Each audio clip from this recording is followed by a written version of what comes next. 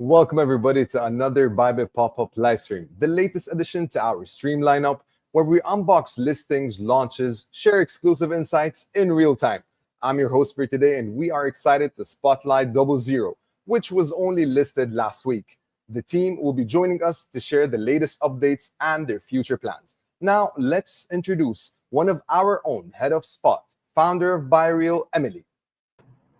Hello, Emily. Hello everyone, GM. Glad to be here again. I'm Emily, the head of sport at Bybit and also the founder of Burial, Tiger Mom of BB Soul. Just joined Mentor lately as the key advisor. Yes, talking about DoubleZero today with you guys. Hope you enjoy this session. It's gonna be a little bit hard, a lot of tech jargons. So please prepare. Yeah, let's have our special guest today. Let's go. So let's introduce now Austin, the co-founder of DoubleZero. GM, thanks for having me on. Hello, Austin. Hey. Thank you so much for joining in. Cool. Yeah, Austin, welcome to Bybit pop-up live stream. Yeah, really excited to talk about DoubleZero with our audience because you guys are building a very ambitious project, I'd say. Yeah, welcome to a new internet. So like many in our community maybe have seen DoubleZero name everywhere lately. I think in two ways. One, I think yourself, you personally already did a lot of like podcast interview, AMAs to talk about DoubleZero because it is a little bit hard to understand probably for the majority of the audience here. Yeah, and the other way is because DoubleZero, the 2Z, got full house listing on Bybit. Yeah, from the DEX burial listing to the Bybit Web3, the alpha listing, and also the Bybit spot listing and perp listing. Yeah, so congratulations on the full house listing. Thank you. Yeah. So the first question about introduce yourself, and also could you please tell us in one sentence what DoubleZero is about? Sure. So DoubleZero is about building a new internet suitable for blockchain. It's kind of this funny thing where everything today runs on the public internet from a blockchain perspective, but the public internet's really slow. The tech giants of the world don't use the public internet. They build their own private fiber lines. They build their own private undersea cables. Every Wall Street trading firm and financial technology company does this. And they do this because the public internet's too slow. Even Facebook does this because they want Instagram Reels to load super fast. And you can't compete if you're running on the public internet. And blockchain's finally fast enough that we can make use of this same technology. And so that's exactly what DoubleZero set out to do, is to build a new internet suitable for all of these fast blockchains, from Solana to Sui to Aptos to Mega ETH to Monad. It's really a new foundation for what the public internet can be. And so, yeah, I spent the last 4 years at the Solana Foundation, where I ran strategy for the organization. Joined in late 2020, so saw I joined a token was about $1, I think. Saw the crazy run up, the crazy crash down. Went through FTX, saw the organization through all that, along with Raj and Toli and the whole rest of the team there, and then left last year to go build DoubleZero with my awesome co-founders and a really great team we put together. Amazing. And actually, I thought like you started building DoubleZero at the beginning of last year, right? Yeah, we started probably in, I'd say, summer of 2024. Nice. Yeah, you guys ship fast. Yes. So what is the idea of like building a new internet for blockchain first came to you, this particular purpose network? Yeah, so I think a lot of people have probably heard of the FireDancer project on Solana, which is a new validator client to make Solana do 1 million transactions per second. And that was, I was involved in that project in the beginning. And the thing that we kept sort of hearing is we can build a validator client that's so performant, but we can't actually run it that fast on the public internet. And the question was like, okay, well, why are we building this crazy thing if we can't run it? It's like, why am I buying a Lamborghini if it's going to be sitting in traffic in New York all day? If you're going to build something fast, you want to be able to actually run it fast. And this is a pattern you see on all these other networks too. The Sui testnet, way many more transactions per second than mainnet. Monad testnet, all of these different networks. The testnet's always really fast, and the mainnet is still impressive, but it's not as fast.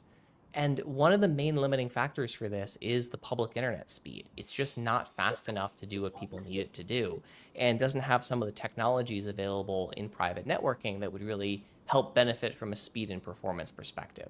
And so, this is where this idea, probably sometime in like late 2023, was kicking around in my head of, could we build, like, there's many different versions of what DoubleZero was. It was like, what if we, as the Solana Foundation, went out and bought all these fiber lines and tried to connect in all the validators? Well, there's a lot of problems with that. Like, now it's one central company running it, and how do we get multiple companies running it? And eventually I settled on this idea of, we got to build this like a blockchain project. We have to have a token that creates alignment between all the parties. We need multiple independent contributors, and we can actually get together and we can build a network faster than the public internet that can service the needs of blockchain. And so that's what we set out to build. And currently we have 70 different fiber lines live in over 20 cities around the world. DoubleZero.xyz/dashboard. You can see all of those fiber lines in real time. And we've got about 24.5% of the Solana validator network running on DoubleZero today. Yeah, so for the audience here, because all this, the new internet maybe sounds like intangible to you. So if you want to see the actual real data, so go to DoubleZero.xyz/dashboard. Yeah, everything is there, real data, on-chain data. Yeah. Okay, over to you. So just a question for you, Austin. How was the listing experience for you? Like, how has the community and the market reacted since the listing? Any memorable moments so far? Sorry, you mute. Oops, there we go. Listings are hard. This is something that no one really, it's very hard to prepare for when you're a founder going out and doing this. There's so many different exchanges. They all work a little bit different. There's no one standard model. So what we went for was, we tried to get broad-based support across multiple places so that people who are interested in the DoubleZero token would be able to. And so like Bybit was obviously a huge component of that. And it was awesome to work with all the folks there on the day one listing when the token launched. So that's been really exciting. It's been exciting to see a lot of people get engaged with the token and the project in general. I think we've got obviously a lot of work ahead of us, as every project does, but the network is live. It is generating fees and revenue. Those fees are delayed by about 10 epochs, so you'll start seeing the token burn take effect in about 15 days or so on the network. But we've been really happy with the performance so far that we've seen, and the adoption rate of validators. Beautiful. Emily, a question for you. How does Bybit support DoubleZero listing? How any campaigns or events that are happening right now, and how do you think the audience and the users can benefit from them? Yeah, okay. Share some like a real story. So actually, I asked my BD to approach DoubleZero team around the middle of this year, after the debut on the Solana Accelerate Summit. Yes. And I think like my listing manager did an amazing job. Very patient, and of course you guys were super busy. I think the whole conversation was very smooth, and we love to support whatever we can do to ensure that it's a successful listing, because we know that'll be huge. And what is special with this Bybit DoubleZero listing is we do the full house listing, as I just mentioned. From on-chain, the DEX listing, to the Bybit Alpha. So actually users can use your centralized exchange account to directly buy the assets on chain with the Bybit Web3. And also, of course, you can trade directly on Bybit Spot. And if you want to leverage, of course, you can trade to the perp on Bybit as well. And what is also very special about our listing is we design campaigns for the projects. Like for a lot of like projects, listing is like a PR. It's a PR activity. So we better to maximize the impact of this token listing. So we design, let's say, a puzzle hunt list kind of like gamification campaign to push and to like our users know about this token, and then further to educate them about what this project is about. And if they are interested, they can also participate in these projects directly. For example, maybe stake your SolLT token, become a validator of your network, all this. And also we introduce a new key feature, burial. It's called copy farming. Yeah, so for DoubleZero, actually you can copy the others LP strategy to enjoy the yield boost. Actually you can find my LP strategy burial. For the 2Z USDC trading pair. I think it is quite good. Yeah, the API was crazy, over 1,000%. But some like alpha leak, and I hope our audience enjoy the listing campaigns we prepared. And also I like to ask our users to try to understand this DoubleZero projects. Great. Over to you, Emily. Okay, yeah. So I think you mentioned, because it's a very ambitious project, and do you think you have any direct competitors? So who is your direct competitors in this field?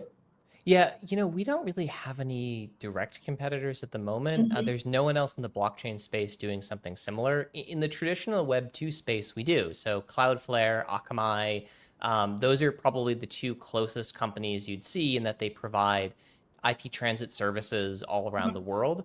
But there's no one really in the Web3 space that has tried to build a private network that's run by multiple independent parties. This is really, really hard. All these networks are built to be managed by one central party. So to have it powered by a token and to have it be run by multiple independent contributors, that really is kind of the vision and goal here, is like we're trying to build a new fundamental foundation for all of Web3 to allow it to compete with traditional finance and to compete with traditional exchanges and traditional equities markets too. We have to be able to use technology that these other folks are using if we're going to compete with them. Like, there's a reason that pretty much every single exchange runs their matching engine in Tokyo. And it's because they all want to be near each other, because there's all this like arbitrage activity that takes place because of that.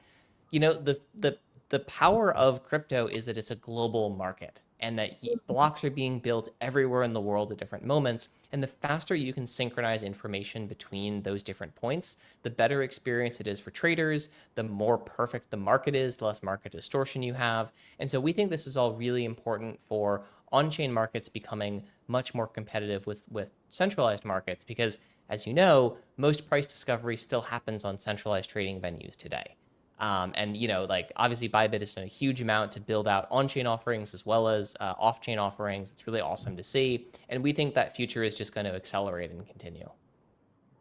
Yeah, and I'd like to also ask a follow-up question. So what is the unique architecture design for DoubleZero? Yeah, so DoubleZero is made up of kind of two main components. The first is the physical fiber network. And I mean physical, I literally mean physical fiber. Like, these are cables running under the ocean, over mountains, through cities, under your feet if you're in a big city nowadays. And this is all physically interconnected. So there is a guy somewhere like plugging a piece of cable into another piece of cable. And this is really the fundamental framework for how the public internet works, but this is really how the DoubleZero network is built as well. And so additionally to that, we have this component, which are these basically hardware acceleration cards. They're called FPGAs, field programmable gate arrays, and we'll try and stay pretty high level here. But these are basically like purpose-built appliances that are really good at doing like common tasks that blockchains need. So signature verification, transaction deduplication, all this stuff to basically protect the validator network from like garbage that's being thrown at it. This is something very similar to what Cloudflare does for a Web 2 company. It protects the web server from all of the full force of the public internet. And so, those are getting rolled out into the network soon, and that's kind of our second major component for this. But that's really the magic of the DoubleZero network. It's really fast fiber, it's technology you can't get on the public internet, and then it's combined with this sort of protection ring around the outside. One of the things I think that's really worth talking about is multicast. And so multicast, it's a little technical, but basically what it does is right now, if you're a validator and you have to send data to 2,000 other validators, or there's 7,000 people watching this live stream, there's 7,000 copies of the data going out from the live streaming platform to everyone who's listening. That's really hard. This is why like Facebook and YouTube, just like a few companies can really do massive streaming. And so what multicast does is you only have to send it out once. And then the network automatically replicates the data and gets it to all the places it needs to go. It's like FM radio. An infinite number of people can listen to the radio at the same time, but there are limits to how many people can watch this live stream in a given moment. The number's pretty high, but it still is there. And in blockchain, this is a real big problem because validators, they're not run by giant companies that are really great at, networking. They're usually run by small businesses, medium businesses, individuals. And so multicast is one of those technologies that can really, really help scale blockchains out to millions of transactions per second while maintaining a high number of nodes. What we've seen is most new networks launching, they've got 100 nodes, 200 nodes, 50 nodes. Hyperliquid's got about 15 nodes. Like the node count number gets smaller and smaller. And we think that's probably bad for the long term for crypto. We want to support a world where you can have a huge number of people participating in these networks, and they can be faster than the public internet allows. Yeah, it should be public internet. Exactly. Yes. Over to you. So yeah, question to you, Emily. From Bybit perspective, what made DoubleZero stand out among recent listings? Could you share what factors or vision aligned with Bybit's strategy when deciding to support this project?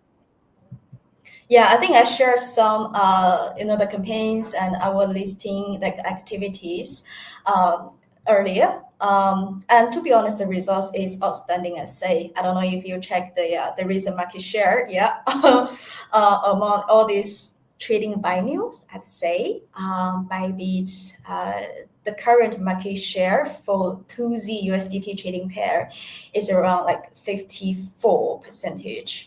Market share. Yeah, so which means for the spot trading, probably like Bybit has the best liquidity for 2Z USDT trading pairs. Yes. How does it come? Yeah, we did amazing campaign support, I say. Yeah, and I think the users can feel how much efforts we pour into these projects. The full house listing, to be honest, you are the third one. The first one was DeFi Tuna. The second one is World Liquidify. The third one is 2Z. Yes. So like some real alpha.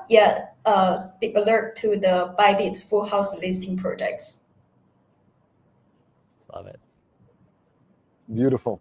So, Austin, beyond serving as reward, what additional utility does the 2Z token provide to those who transmit or receive data across the network?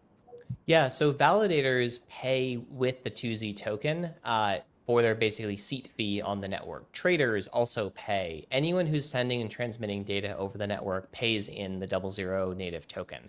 And so what happens then is that gets basically 50% of those rewards are distributed out to the fiber providers as rewards. The other about 50% of the tokens are actually burned. And so there is long-term deflationary pressure on the token with a certain amount of throughput into the system. There's no inflation on the protocol at the moment. And so this is sort of the model we think is pretty well set up for the long term for the token. As I mentioned, the burns, there's this escrow period, so they'll probably start in about 15 days or so on that. But that's basically what the token is used for. It is a payment token on the network. We use something that we've made called proof of utility, which is very different than a proof of stake network. So it much more closely resembles proof of work in Bitcoin than it does proof of stake and how it rewards participants in the network. So if you show up with Fiber, it doesn't matter if you have 1 DoubleZero token or 1 billion DoubleZero tokens, you're going to earn rewards directly proportional to your contribution to the network. Just like in Bitcoin, if I have 10% of the hash power, I get 10% of the rewards. Doesn't matter if I'm Michael Saylor or if I own not even a single Bitcoin. So we think this is a really important method to get competition between fiber providers. We want them fighting for who can have the more performant infrastructure to earn more rewards, because that benefits everyone. It's this is just like classic capitalism 101, is like you want as competitive markets as you possibly can. and that creates the best outcome for users. Yeah, Beautiful. Over to you. yeah, like since it's already launched, the midnight beta launch, do you want to share some like key developments and the current status? Yeah, certainly. So we have about 70 fiber links today in operation on the network. That will be probably about 100 by the end of the year. So we're expanding and adding, or we are not, our contributors are expanding and adding capacity pretty constantly. The main thing to look for next year is we're launching some tools around trader-focused products. So these are things where traders can pay to prioritize data and make sure they get the fastest connection in possible that they can. And so we want to be the fastest path from the central limit order book to the decentral order book. So if you're trying to run an arbitrage between, Bybit and an AMM, that is exactly where we want to be in that space. This is how high frequency trading works in the traditional space too. And so this is exactly what like a main use case for the DoubleZero network. Amazing. Yeah, well, maybe that is the future that all these arbitrage traders want. Yeah, I mean, there's all these rumors too that the Binance order book is maybe moving from Tokyo to Dubai. If that happens, there's a lot of advantage in having faster connections between like Tokyo and Dubai in that situation. We already see this too, where if a news event happens in Asia, the U.S. markets react to that at the speed information flows. And so if you can be the fastest one sending information, you're gonna win that trade. It's awesome to be smart. It's better to be fast. Fast is also the key. Okay. Yeah. So Austin, could you outline the upcoming development direction and the roadmap of DoubleZero, and what are the intended uses for this token that will be unlocked by the foundation? Yeah, so we have a bunch kind of planned for this. All this is really laid out in the white paper and some of the blogs we put out. So none of this is like net new, but like we'll go over a bunch of this. So one of the main pieces is adding the FPGAs into the network architecture. This will enable that sort of spam protection and DDoS protection. The trader-focused product launching next year that I mentioned is a really big one as well. This prioritized data we think will be a really big driver of revenue for the protocol. And then it's also expanding out to blockchains other than just Solana. Today, Solana is the primary use case for the DoubleZero network. But we've also announced that Shelby, which is this storage protocol from Aptos, will be running on top of the DoubleZero network. And they need it in order to make the economics of the protocol work. There's a bunch of other networks we're talking with as well. So really, it's about expanding the types of products and services DoubleZero can offer, and then connecting more chains and expanding more about the networks that are supported. Great. Over to you, Emily. Okay. Right. So let's talk about the vision and mission, maybe. Yeah, because I think only have several minutes left. Yeah. So let's talk about future and hope. Yeah. So what is the end goal for DoubleZero? So our real goal is to build a parallel internet to the current one. And one of the things to sort of keep in mind, you'd think the public internet has a way you can prioritize traffic, like an Ethereum gas fee. Like, oh, I want this to go faster, like I'll pay a bit more. It really doesn't. And so all these companies, from Epic Games to, all these other companies, they either build private fiber networks or they just sort of deal with what the public internet has to offer. So our long-term mission and goal, and this may take 5 or 10 years, really is to build a parallel internet where you can get prioritized data, where you can use technologies that are not available on the public internet, and when you can really exceed the speed that's available on the public internet. Now, we really have no aspirations of ever going down to residential internet, so it's very unlikely you'll ever be able to get a DoubleZero connection into your house or something like that. This really is designed for validators and servers and other types of things operating in data centers. But we're already in a huge amount of data centers around the world, and just want to expand that footprint even more. Okay, yeah, maybe let's talk something like more personal. Yeah, from the founder's perspective. Yeah, so you've been working with Solana for years. Yeah. Yeah, and you shift so fast, just from scratch to the mainnet launch, just for over 1 year, I think. And they Yeah. raised like global attention, like the major VCs or the top guys, and even at SEC, no action letter. That is so rare. But Yes. yeah, so what's the most surprising or like say emotional moments on this journey so far for you? Yeah, the no action letter that you mentioned was a huge one. We're the first crypto project to get one in, I think, 4.5 years. This is basically the SEC, the major regulator in the United States, saying we think what you're doing in these categories is good and not a security. So that was really huge to get. I did not expect us to have this much attention, quite frankly. This is like a boring crypto project. This isn't like a perps dex. This isn't like some crazy degen product. This isn't an opinion market. This is fiber. This is like the brass tacks, the lowest level down you can possibly get in building something. And so it's been really awesome to see how many people are excited and taken by this vision and understand that, like, look, if we want to compete with Wall Street, like, we really need to run on the same type of technology they do. So I was really moved by how many people care about the project, are excited about it, how many people from many ecosystems. There's a lot of people who used to maybe weren't the most friendly to me on Twitter because of my Solana affiliation, who are now saying, hey, we'd love to work with you. This project looks awesome. And this is one of the best things about crypto is like there's a lot of, people are people on crypto Twitter, but at the end of the day, most people are in this space for the right reason. And they're really excited to collaborate on something like building a new internet. Yeah, that is really amazing and beautiful. Yeah, just like, does your mom know what are you exactly doing? Yeah, how you gonna explain what you're doing to your mom? Yeah, it's kind of funny. So she's got a decent sense of it, I would say. I think the new internet thing, she's like, oh, okay, I guess I can figure out what that might be.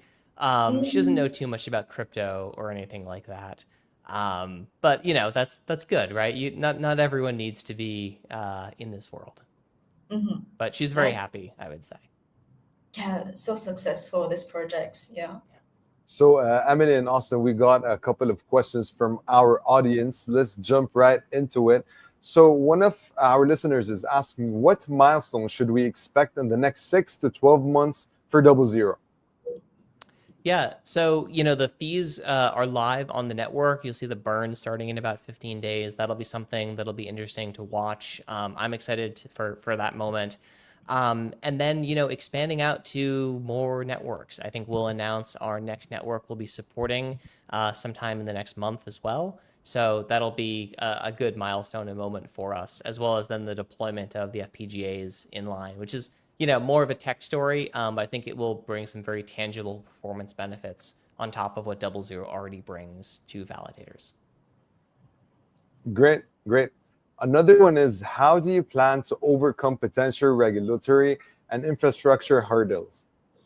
Yeah, the good news here is we're actually pretty good from a regulatory perspective, because we're not doing residential internet service.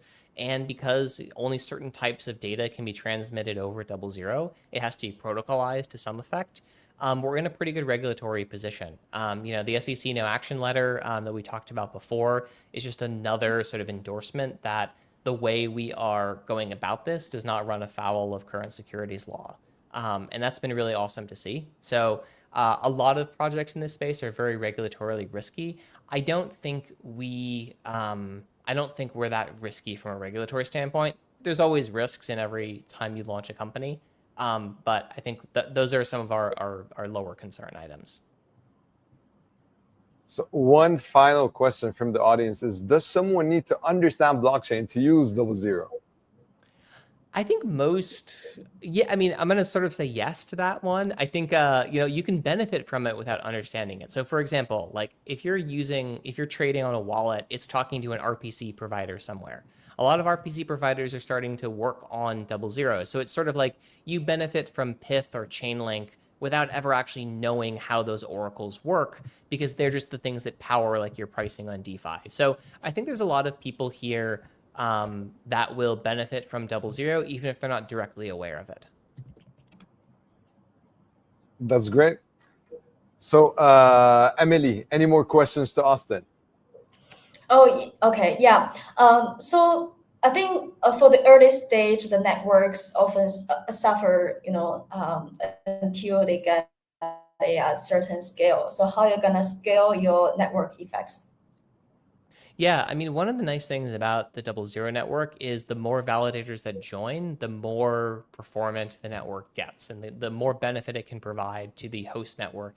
And so if we get, 70% of Solana validators on board, we're at about 24 and a half at the moment.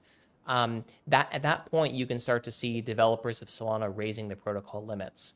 One of the really cool things we've seen are new up and coming blockchains that have just said to us, hey, we want to run the whole thing on DoubleZero. We don't even care about the public internet.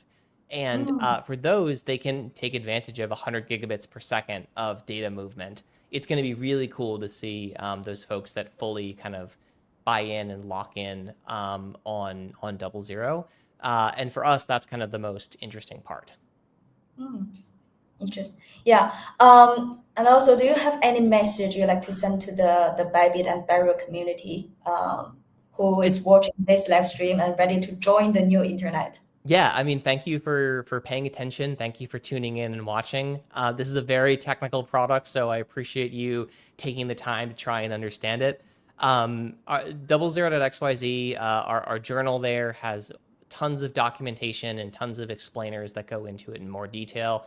Many of them written by our chief economist, who's laid out a lot of how this stuff works really well. And excited to have you all on board for building a new internet. Yeah, I mean, Barry, you're gonna on board for sure. Yeah. Excellent. Yeah, I just a very random question. So, how many people in your team? Yeah, how many people are running this new internet? Yeah, so between the labs and foundation team, we're about 30, and then there's probably about 10 different external contributors who are involved as well. So, yeah, pretty small still, which is good. A decent size. Yes. For a startup, tech startup. Yes. So, guys, this marks the end of our live stream. Emily, Austin, any last words for the audience? Again, thank you for joining again. If you have any other questions, you can reach out to us on Twitter. I'm pretty available there. The team account responds pretty quickly as well. And if you run a validator on Solana, or if you're a protocol developer on another network, or you just have, some tokens you wanna stake, talk to your validator about joining the DoubleZero network. We'd love to have you. Yeah. Big applause to the DoubleZero team for the successful launch, and for the audience, the users. Yes. Thank you for your support for Bybit and Burial. Yeah. See you next time on the next live stream. Bye-bye, guys. Thank you. Thanks.